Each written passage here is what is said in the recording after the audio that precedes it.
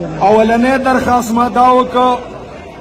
چې تمام قوم پرست تنظیمونه د یو شي د پښتون په نوم باندې سیاست روان دی خو جدا جدا پرواز دی محمود خان اچکزی ایمل ولی خان منظور پشتن محسن داول او نور د پښتنو په نوم چې سیاست کوي دا د یوې کمرې ته ننوځي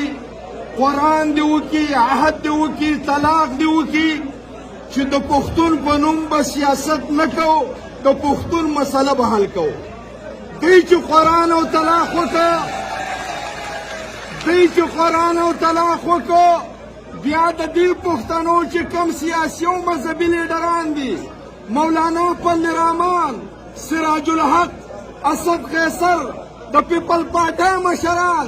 او د مسلم لیگ د دې صوبې مشران دا د ځان څخه په یوه کوټه کې کښېنئ قرآن او طلاق دې وکړي چې موږ به د پښتون مسله په یو پیج اوچتوو چې کله پښتون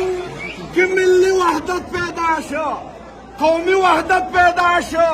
دې پښتون خو انګریز غلولی دی دا لا څوک دي تکبیر موږ په باجوړ کې موږ په خپله خاوره بله درته وایم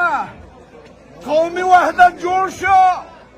پښتانه مشرانو په کوټه کې قرآن او طلاق وکړه اوس به دویم کار څه کوو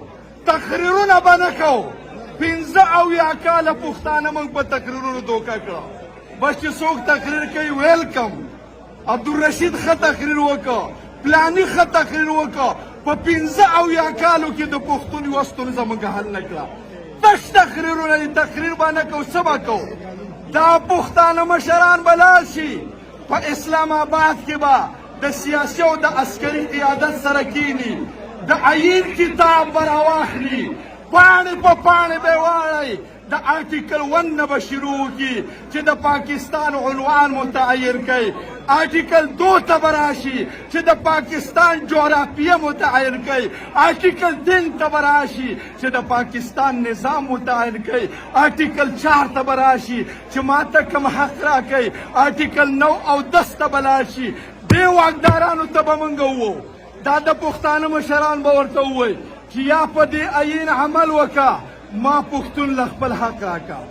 ما ته د ژوند حق راکړه ما ته د پاکستان د عام شهریانو حق راکړه او که په عین عمل نه کې نو د عین نه بغاوت اعلان کا او که تا اول بغاوت اعلان کو بیا به زه مجبوره شم زه به بغاوت کوم اړی ګړی به جوړ شي زه په اور کې ولاړ یم ته به هم راسه ولاړ دا خبره سمه ده که ورانه ده سمه ده اوس زه تاسو نه تپوس کوم چې محمود خان اچکزی شي مولانا پل رحمان شي سراج الحق شي ایمل ولی خان شي اسد قیصر شي د پیپل پارټۍ مشران شي شیرپاو شي د مسلم لیگ نور مشران شي او په اسلام آباد کې د دوی سکیني او دا سترګې ورته سرې کړي او ورته ووایي چې یا په عین دسخط کوه یا د عین نه بغاوت کوه دوی به بله وکړي رښتیا ووایي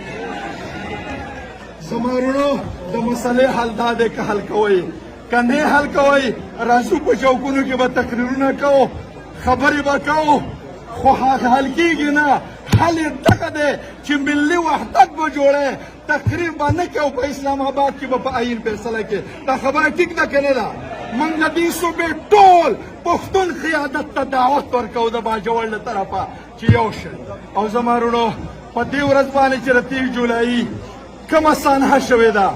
250 لاشونه مو اوچت کړي دي 80 شهیدان 190 زخمیان 80 میندې بورې شوي دي 80 پلاران بې زامنو شوي دي او د هغې سره سره زما محترم وروڼو 80 پیغلې کونډې شوي دي او په سوونو بچي یتیمانان شوي دي دا سانحه پرته ده یو کال تیر شو 2 اخترې تېرې شولې د دې قوم بچي په اختر کې ښایسته جامې واغوندي چکرې لګوي سیلونه کوي زما د شهید بچي هغه د پلار په قبر باندې جړاګانې کوي موږ دغې حکومت ته د قوم نه د میډیا نه امجلې سره میډیا ماته هغه اهمیت نه دی راکړی کوم چې یو عام سړي ته ورکوي